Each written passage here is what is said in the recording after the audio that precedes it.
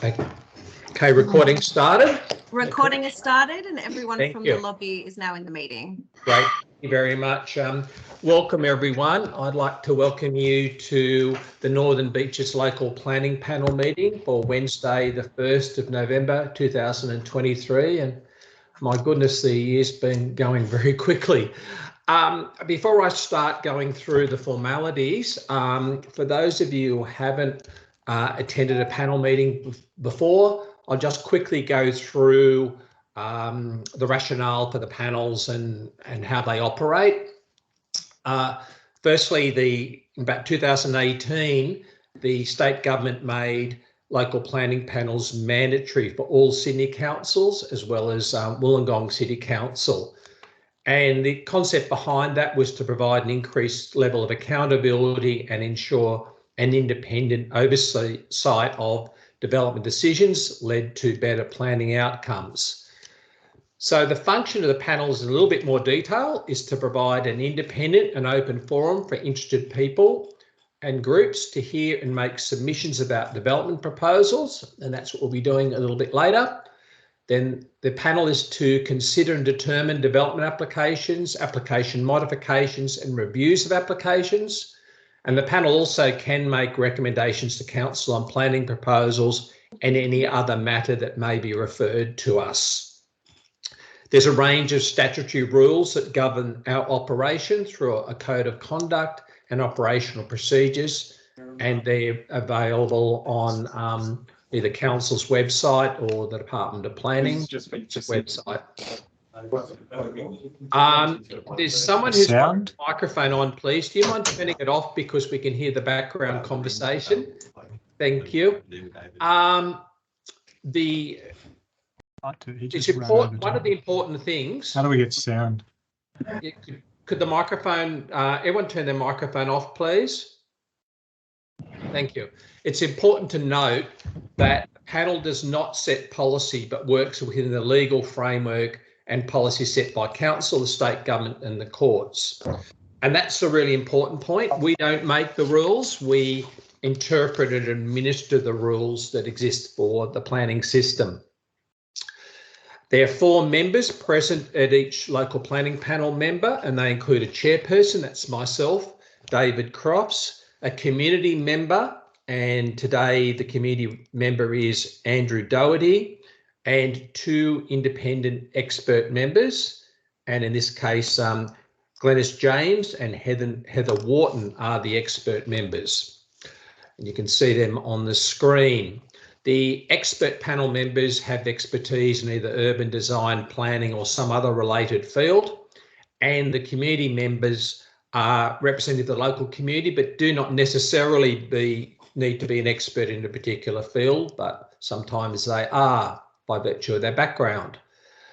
How we undertake the meeting is we have an on-site inspection that's undertaken by panel members where that's physically possible, and that's done as individuals.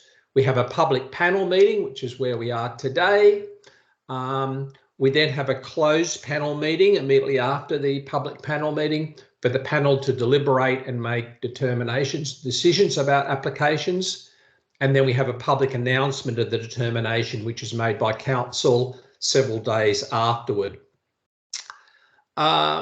Just to wrap up, the panel has access to all the documents that have been lodged during the development assessment process. We've been briefed by council's assessment report, which is attached to the panel papers that are available on the web and no doubt you've seen.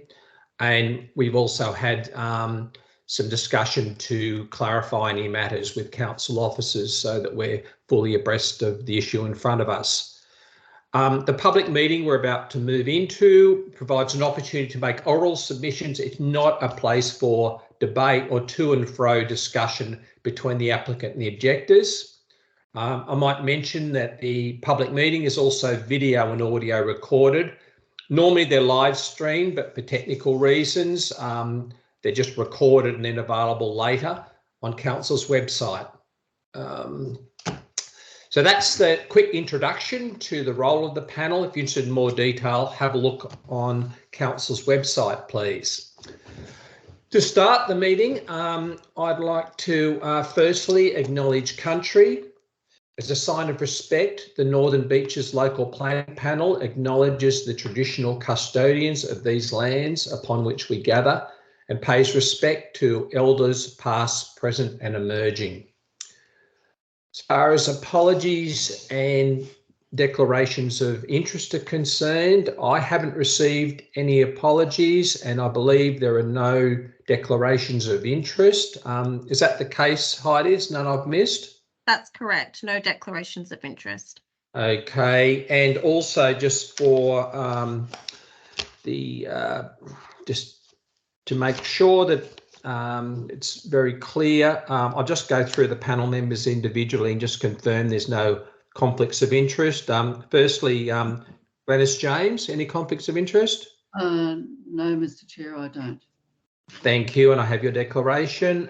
Heather Wharton? I have no conflicts. Thanks, David. Okay. Thank you, and I have a declaration from you, and also Andrew Doherty. Andrew, any conflicts? No conflicts, David. Okay, thank you, and neither have I, and I've also lodged a declaration to that effect. The minutes of the previous meeting of the 18th of October have been circulated with the papers for this meeting. They have been adopted by the chairperson of that meeting and have been posted on Council's website, as I mentioned, and we just need to note that that's the case. And that then brings us to the items in front of the panel for its consideration today. And I'll just briefly go through them. We have two public meeting items. One of them is DA 2022/1164, which is in South Stein, Manly. It's a demolition and construction of a commercial building. The other one is DA 2023/0544 at 6 Stewart Avenue, Curl, which is the construction of a secondary dwelling. And we have three non-public meeting items, and they're non-public meeting because we have no applicants or objectors wishing to make a presentation. And they relate to DA 2023/0588 at 161 Riverview Road, Avalon Beach, the construction of an inclinator. DA 2023/1134, which is at 47 Florence Terrace, Scotland Island, which relates to alterations and additions to a dwelling house. And the final one is DA 2023/0493 at 8 Ocean Road, Manly, which is alterations and additions to a residential flat building, including a front fence.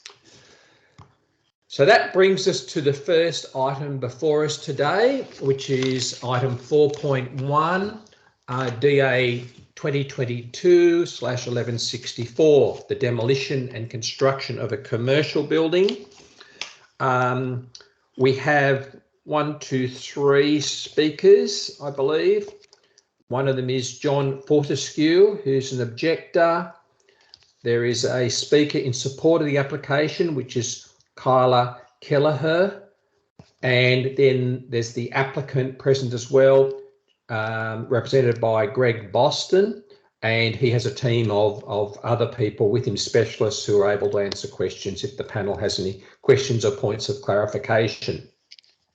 Have I missed any there, Heidi? No, that's correct. Good, thank you. So, John Fortescue, I can see that you're online. So we're in your hands. I notice you've just turned your microphone on. So please, your presentation. Oh, can I just add, anyone providing a presentation, if you're able to be concise and stick to your major points, that allows you to get your message across much clearer to the panel. And if you can limit to a maximum of 3 minutes, we'd be most grateful. So, John, we're over in your hands. Thank you. Thank you very much, Mr. Chairman. Firstly, just as you said, my name's John Fortescue. I represent apartment 632 25 Wentworth Street, Manly, and I'm representing my mother, Mrs. Lyle Fortescue. I'm also speaking on behalf of 3 other apartments on this floor, Unit 633, Unit 634, Unit 635, all of whom have put in written submissions. And I'm just bringing their words to this panel. I'd also like just to make a special mention that both myself and Mr. James Lloyd of apartment 733 at our own expense have commissioned 2 independent reports from 2 unconnected town planners on this development.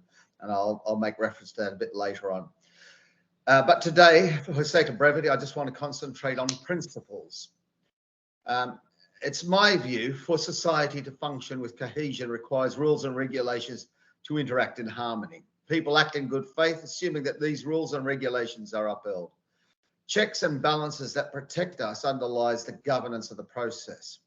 So in the context of DA 221164, we, the residents of Manly, and in particular the Peninsula, put our faith in Northern Beaches Council, and in this case the planning process, to ensure rules are obeyed and complied with. In our objection to this development, we're relying on a governance underlying to the 2013 LEP, which is legislation defining the rules of the height of building as one component. And I'm not going to go through all that because that'll just bore you to tears.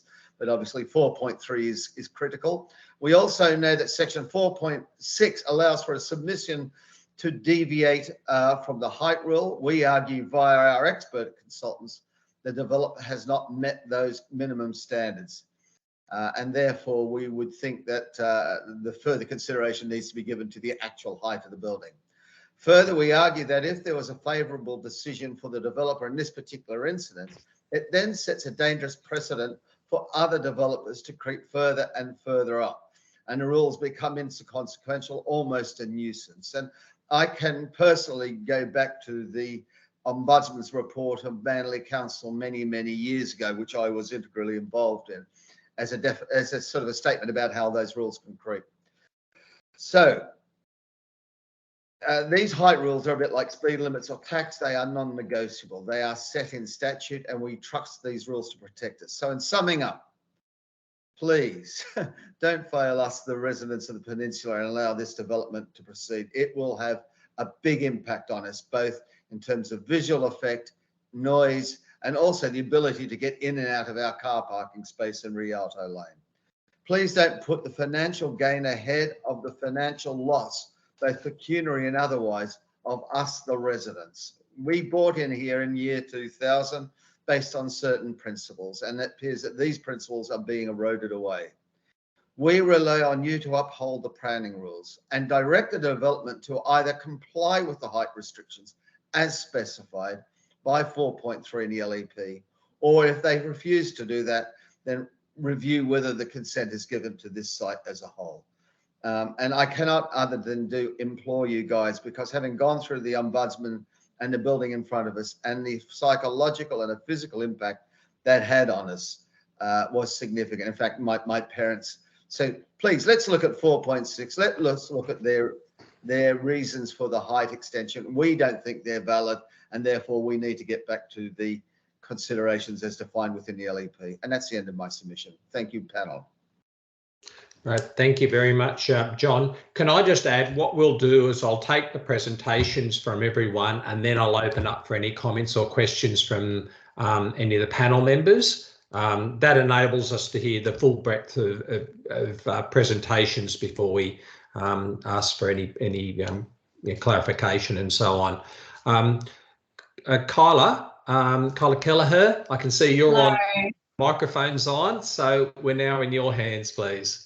Thanks, and thanks for your time, panel. I'm representing the Manly Business Chamber, and we would like to express our support for the DA 2022/1164. From our perspective, the Chamber thinks this development would provide community and economic benefit. The offering seeks to provide additional commercial and retail space in Manly CBD, bringing more workers and more visitors to the area, boosting the local economy and supporting local business. rather than having a development that has apartments for apartments. This additional space is going to provide 130 full-time office employees and 80 casual, part-time and full-time hospitality workers. So from our perspective, from the Chamber, this is a win, and looking to the future of Manly and the focus of the new Manly Place Plan, which is key for improving our Manly CBD and its surrounds. I'm not going to go into the technical development height issues. I'll leave that to the actual DA applicant, but on behalf of the Chamber, we are in support of this. Okay, thank you. Is that your complete presentation? Yes. Yes. Yeah. Okay, thank you very much, Kyla. The next person I have on my list is Greg Boston, who's here on behalf of the applicant. Greg, do you have any presentation you'd like to make at this stage? And I might add that we do have your proposed amendments to the council's recommended conditions of consent in our hands. Yeah, no, thank you, Mr. Chair. Look, really, I'm here today just to speak in support of the assessment report and the recommendations. As you indicated, we had sent an email just asking for a few of the conditions to be reviewed. There's a supplementary memo which we've reviewed this morning. We agree with all of the changes, except we do ask for the panel to put their mind towards a slight adjustment in the wording of condition 32, which relates to the pre-construction dilapidation reporting. At the moment, it relates to the whole of the building known as number 25 Wentworth Street. It's located on the opposite side of Rialto Lane, and the staff response to our request was that the intention of that condition wasn't that the dilapidation report needed to be prepared for the whole building, but primarily in relation to the part of the building immediately adjacent to Rialto Lane. So we just don't want to get stuck in a situation where we need to try and get access to 30 odd apartments, which are nowhere near proximate to the development site to get a dilapidation report. So if the panel were to adopt some wording consistent with the staff comments, that condition as it relates to 25 only requires dilapidation reporting along the Rialto Lane frontage, that would be greatly appreciated.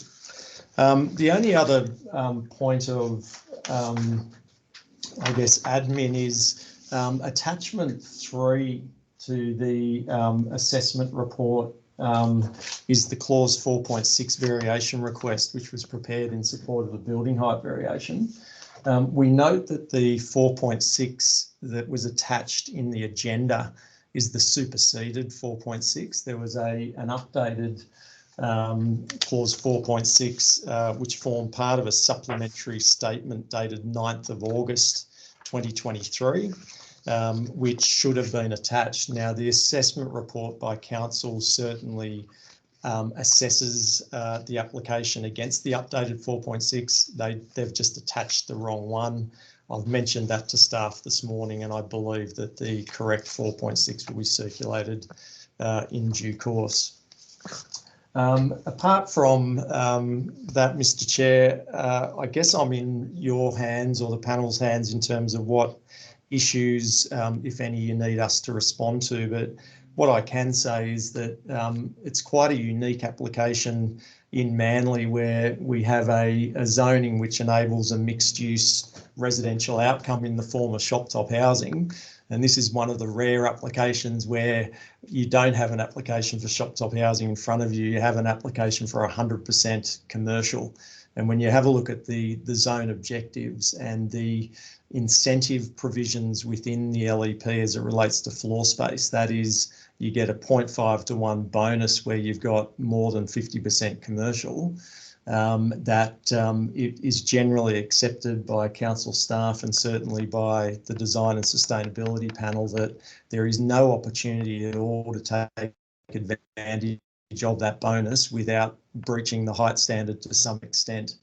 That's all detailed thoroughly in the clause 4.6 variation request, as is the fact that this application also provides substantive public benefit in the form of a through site link from Rialto Lane to South Stane.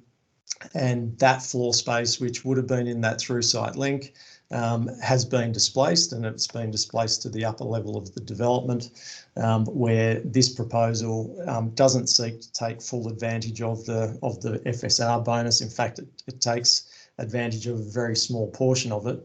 But what it has done in response to the concerns raised in relation to view impacts is it's distributed that additional floor space in a way where a view sharing outcome is maintained. Now, in relation to the views across the rear of the site, we are aware that the owner of the apartment on level 5 has withdrawn their objection. I assume that is on the basis that they are satisfied that a view sharing outcome is achieved across the rear. And in relation to the upper level apartments, we note that the height of the development as it presents to South Stane has been driven primarily by way of a heritage streetscape issue, where council wanted a consistent parapet height to South Stane. So we believe that in terms of the floor space that we do have, that although it does breach the height standard, that we've distributed it in a contextually appropriate manner, that it achieves the broader urban design and heritage outcomes sought by council on the design panel, and it also achieves a view sharing outcome to the properties at the rear of the site. And in relation to that view sharing outcome, we say that whilst there is a view impact, that certainly all the critical view elements available from all the apartments in the property behind us are maintained. That is areas of beach, areas of land-water interface and the surf zone, the Norfolk Island pines, which are a very important element of the townscape, and then up the coast towards the freshwater escarpment. So to that extent, on behalf of the applicant and our team who are here to answer questions today, we would ask that the panel endorse the recommendation in the report, subject to the amended conditions as contained within the supplementary memo and the additional or further amendments that we're asking in relation to condition 32. Great, thank you very much. Thank you everyone for your presentations. I'll now pass over to panel members to see whether you have any questions. If you do, can you panel members just put your hand up? It's much easier for me to see. Heather Wharton. Heather. Thanks, Mr. Chairman. I just have a question for Greg in regards to the mix of commercial/retail uses. I was interested what's envisaged for each level of the development, particularly the basement level that's shown as retail. How will you get access to that, and what retail use would you envisage would be in that proportion of the building, and also the rooftop use, given there's a condition that the terrace can't be used for a recommended condition that the terrace can't be used for a restaurant, food and beverage type use? Sure. No, look, good question. And I am going to defer to someone from Fortis, whether that's Ed or Charlie. Hi, panel. Can you hear me? Yes.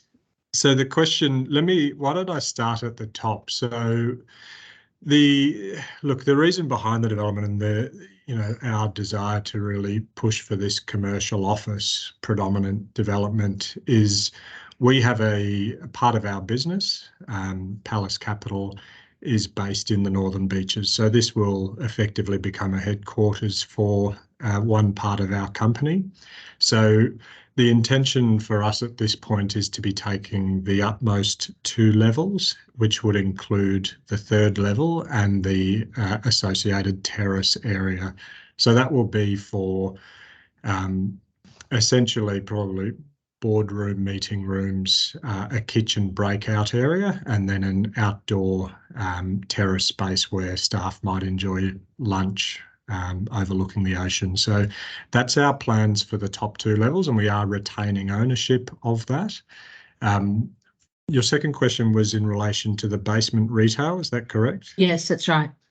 So that is currently an expression of interest leasing campaign. Our plan is to bring in a high quality restaurant operator for the ground floor, and we expect that the area below is most likely to be leased to the same operator as the ground floor. Not necessarily, but the advice that we had received just on the configuration of the space is that more area in a subterranean space could be used as a bar for pre-dinner drinks, post-dinner drinks, and also an overflow for dining. So food and beverage is the intention there, be it associated with a, more of a higher end restaurant on ground floor, or be it a separate tenancy like the Cumberland in Manly, which is an existing basement bar operation.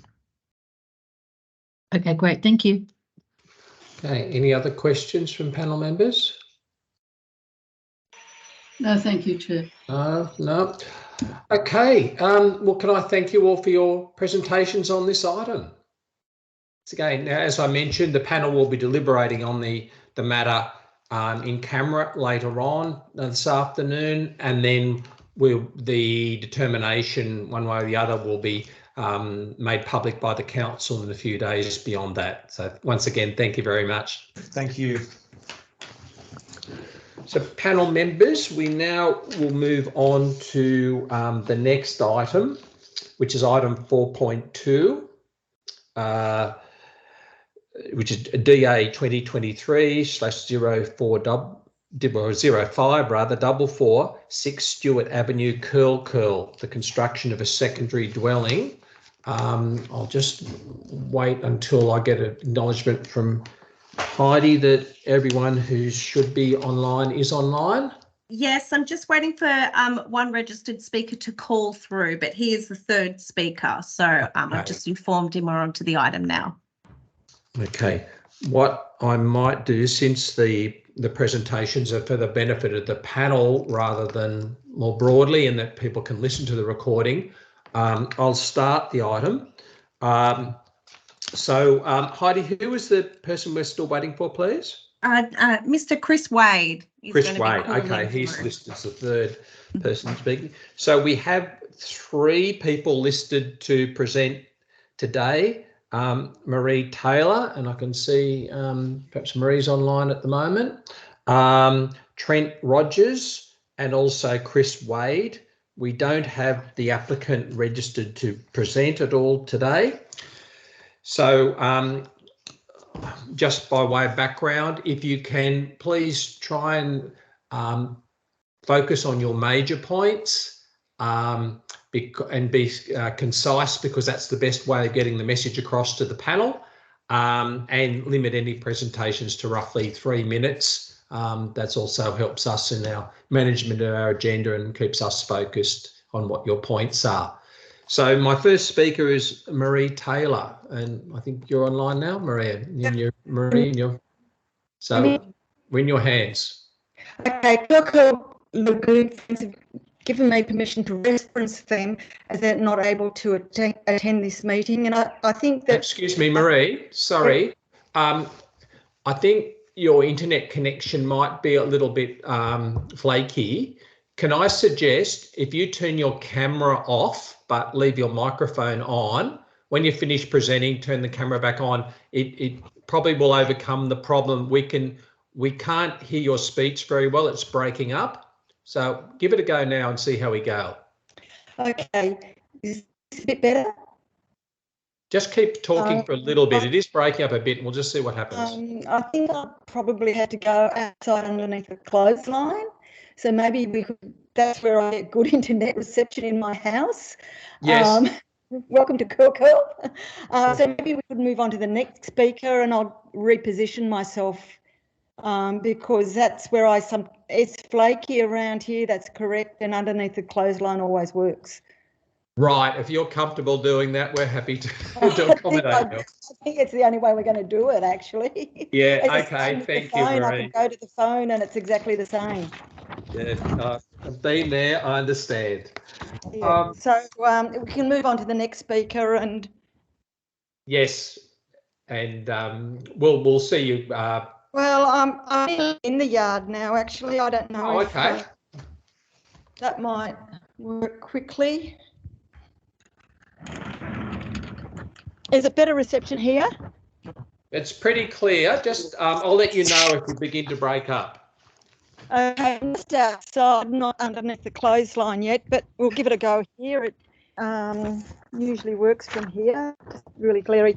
Okay, so we're right with the audio quality? Yes, thank you. Okay.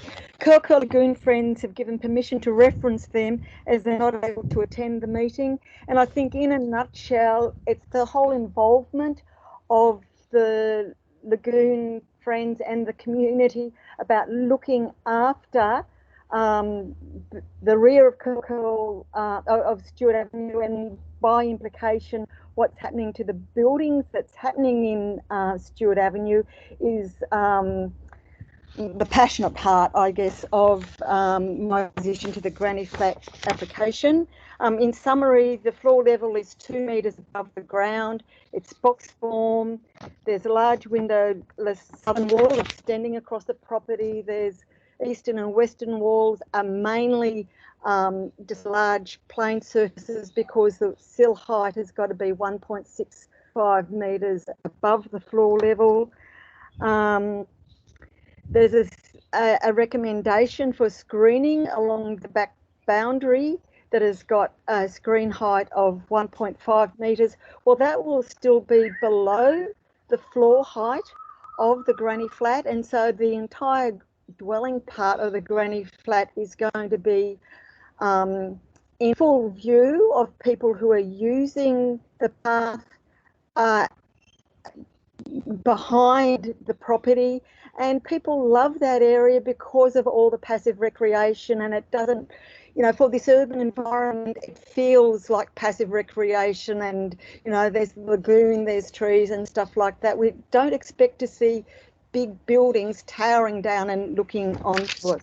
I also have I'm not a town planner, but the modified shadow diagram of the granny flat casts a shadow that almost obliterates the sun in winter for the main residence. And I'm just a bit gobsmacked if a main residence can have its sun blocked out in winter by a subsequent building, but I guess you guys know more about that than me. The physical environment around Curl is cherished by the community, and when I moved into Stewart Avenue 40 years ago, a relative referred to it as a rat-infested tip. That wasn't far from the truth. The passion and perseverance of residents working with Curl Lagoon Friends and Council over many years has resulted in significant positive changes as well as friendships. And around the lagoon, there's now a healthy riparian zone, a variety of aquatic plants and animals, 90 different types of birds, and a nearby Nagara garden, which was established as a result of community effort, encouraged us to listen, hear and think as we sit still amongst native vegetation. And the garden is a very positive statement about the need for passive recreation, and just to enjoy seeing the trees and the sky and listening to the birds and all those things. The built environment needs to reflect that, and I can't see a bulky, towering box-shaped granny flat close to a rear boundary and near a public path that is enjoyed right throughout the day by the public is really incongruent with a strong history of the community voice and work. The hards are noticed in the final recommendation by council. There's been hard surface stepping stones added along the eastern fence line so that the granny flat can actually be accessed, and the steps to get onto the landing of the granny flat plaque have been extended, and I think that that does take the soft surface area beyond to less than the necessary 40%. So I query that, and that land is really boggy. It's not like you can walk along a street that's just got grass on it. It's really boggy. They really need something, a hard surface to access the granny flat, and positioning the steps in the middle of the building rather than the amount of soft sand. Excuse me, Marie, you're beginning to break up, and I was just about to say to you, you actually are over time. I've allowed you a bit more time because I recognise the circumstances of being under the clothesline makes it a bit difficult to present. But yeah, can you sort of start to wind up, please? I think it shouldn't. It does meet the minimum landscape requirement.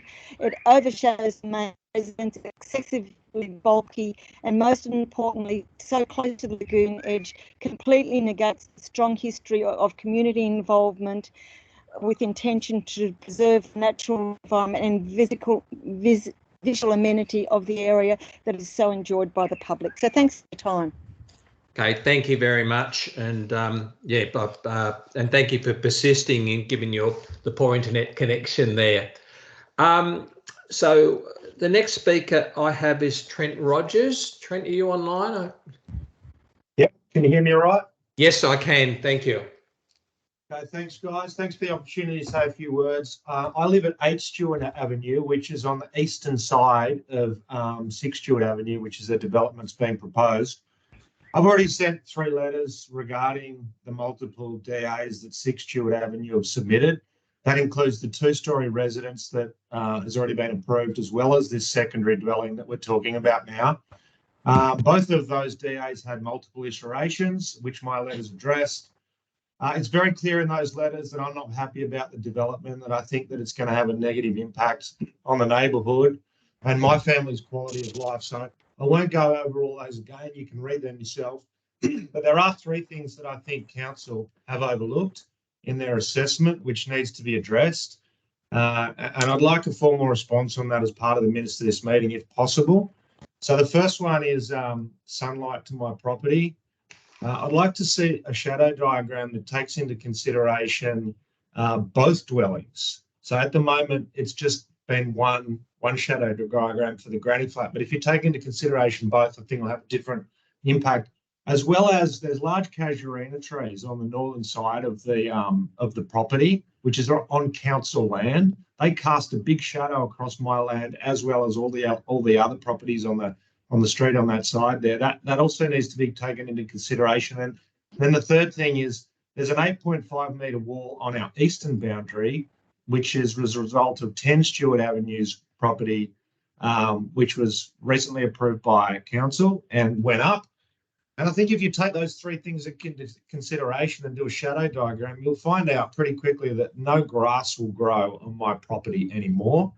And that the outdoor living area that we spend most of our time on will be in shade for most of the day. So that's my request, number 1. Number 2 is to do with off-street parking and congestion during the netball season. So I'd like council to come back with a plan or hear something on how illegally parked vehicles and traffic congestion, which is commonplace in the winter months over the netball season, is going to be addressed if this granny flat goes ahead. The granny flat doesn't have any off-street parking, and you know there's probably another 2 cars that will add to street congestion. And I think it's a problem in the winter. You've got cars that park right on the corner, up on the council street, butting right up to your entrance. And then that, in addition to that, it's how council's going to address additional granny flat developments that will kick off the back of this precedent that is set. So, you know, you've got to have a plan in place for an additional 20 granny flats that could happen if this one, which is the first of its kind on that street, will be approved. And then the third point for me is building a granny flat with its floor 1.8 8 metres in the air in a flood risk area seems a bit ridiculous. I can see that the plans probably tick all the boxes under the Granny Flat SEP, but the SEP is for the whole of New South Wales and doesn't address specific conditions of this site. And I think if the SEP was written and considered, flood risk areas, they would disallow this, or they'd at the very least put specific requirements in for granny flats in flood zones, as they have done for bushfire zones. So in this case, the onus is on council to consider the reasonableness of this development, which I don't think it has, and in particular the water pooling after rain in the backyards of our property is just not conducive to a granny flat in that area, as well as the safety in the event of a lagoon flooding if we did have multiple granny flats on the street. Okay. Trent, can I just mention you're running a bit over time now, please? So if you can begin to wrap up. Will do. Yeah, sure, no probs. And then also just that the bulk and scale of 2 dwellings, I don't think has been considered. So it feels like council's ticked the boxes here, but no sense check has been done as to the consideration of the whole site. And so I'd like you guys to come back to me on those 3 points if possible. Thank you. Great. Thank you very much for your presentation. Chris Wade. Chris, are you online yet? Yeah, I'm here. Can you hear me? Oh, good. Yes, we can hear you. So Okay, I don't know whether you're on earlier when I just gave a quick introduction, but what I mentioned was if you can be concise, stick to your major points, please, so that you can get those primary points across to the panel as effectively as possible. And if you can try and limit to around 3 minutes, that would be most grateful. So we're in your hands now. Thank you. Yep. Great. Thank you for that. Well, hello, everyone. I live at 4 Stewart Avenue, along with my wife and 3 children. We've lived in Stewart Avenue for almost 12 years, and we've lived in the area for over 30 years. And so thanks for the opportunity to speak today. Firstly, just wanted to tell you a little bit about Stewart Avenue from a long-standing resident perspective. We obviously back onto the wetland here, varies, but maybe 30, 40 metres from the water's edge. We've got an abundant riparian tree and plant area, abundant bird life, animals and wildlife, and a bat colony starting to emerge. In the evening, it's flat. There's no noise, it's just a peaceful, quiet oasis, and rightly so, because it adjoins the Kilkeel Parklands, which is a huge draw card for locals and visitors. 5,000 netballers each week, hundreds of sporting teams, scouts, interest groups, and other events. And it's no wonder that so many community groups work tirelessly as volunteers to protect the area. The homes along the foreshore of Stewart Avenue has recognised this, and all have maintained a minimum setback for approximately 20 metres. This setback is as much for their own enjoyment as well as to protect a transition between homes and the park users. These are the reasons above why my wife and I and our 3 children sought out and chose to live in this special spot. When we moved to the area, we said that one day we'd find our dream home along this side of Stewart Avenue. We were attracted to the openness, the greenery, the wildlife, the serenity, and the natural environment. The proposed secondary dwelling, well, it's built on stilts. As everyone's agreed, it's a clumsily designed box.